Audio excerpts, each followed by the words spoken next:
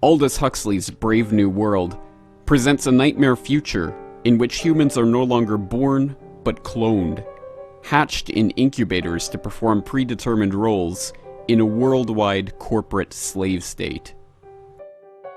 Everyone has a rigidly defined place in this social order, from the reasoning functional alphas down to the grunt-like epsilons who perform repetitive manual labor. Each worker is programmed from birth with subliminal messages, simple catchphrases which adults use to regulate all aspects of their lives.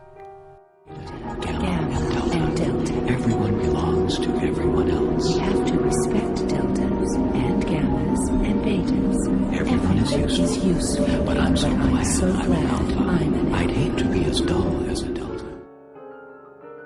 There is little possibility for unhappiness, since everyone has been genetically manipulated and conditioned from birth to enjoy their lot in life.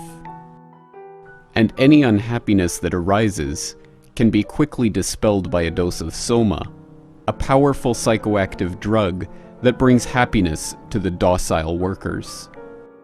The book is often regarded as a mere flight of fancy, but in a speech at Berkeley in 1962, the year before his death, Huxley conceded that the ideas in the book came not from an overactive imagination, but from real developments in the sciences that were beginning to make likely for the first time a type of scientifically crafted dictatorship.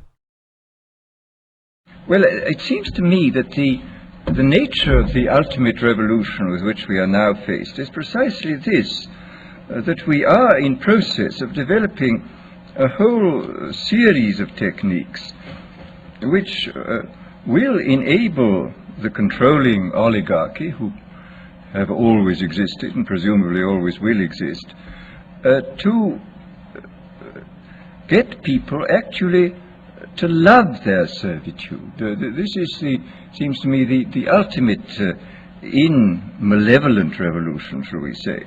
And this is a problem which has interested me for many years, and about which I wrote 30 years ago a fable, The Brave New World. And I have noticed with increasing dismay that a number of the predictions which were purely fantastic when I made them 30 years ago have come true or seem in process of coming true.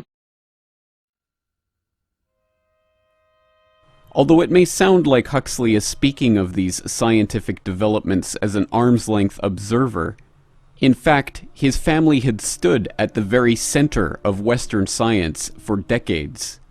When Aldous's grandfather, T.H. Huxley, became known as Darwin's bulldog for his strident defense of Darwin's theory of evolution.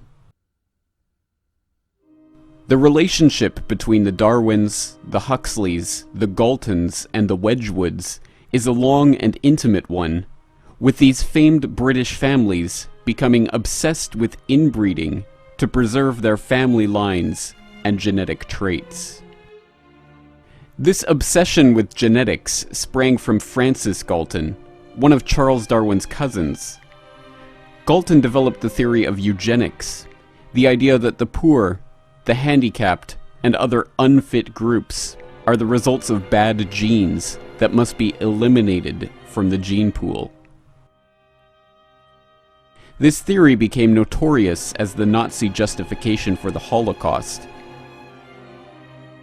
but was carried on in elite scientific circles by men like Julian Huxley, president of the Eugenics Society and Aldous Huxley's brother.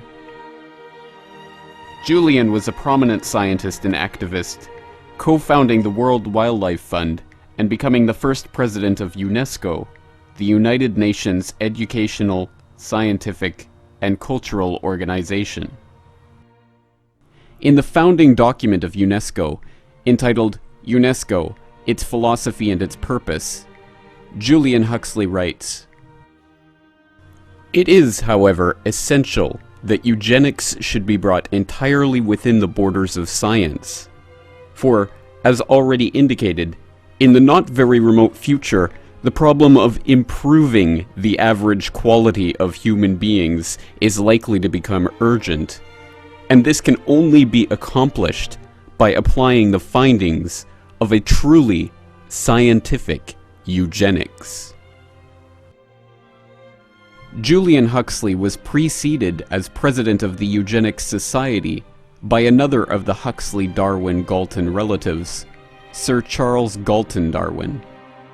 In his book, The Next Million Years, written 10 years before Aldous Huxley's speech at Berkeley, he wrote that we would have to put up with human nature for 1,000,000 years, or the time it takes for a new species to evolve, unless we could have an internal revolution.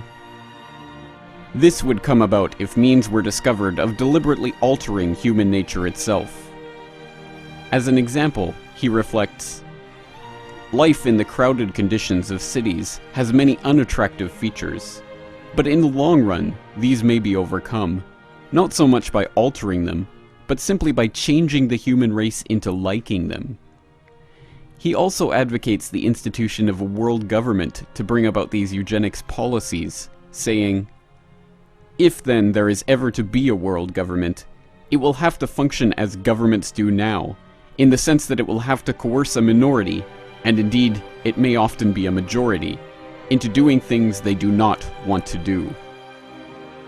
Steeped in this milieu, perhaps it is not surprising that Aldous Huxley wrote such a book, exploring the possibility of a eugenical world dictatorship. Was Huxley warning us of what was to come, or merely telling us? Was this something he feared, or something he desired? Whichever the case, his brother, for one, had very specific ideas about the proper function of works of art like Brave New World. Another function of art exists in the field of public relations. Every country has now woken up to the need, in our complex modern world, of public relations, which is but a new name for propaganda, that term which unhappily has grown tarnished through misuse.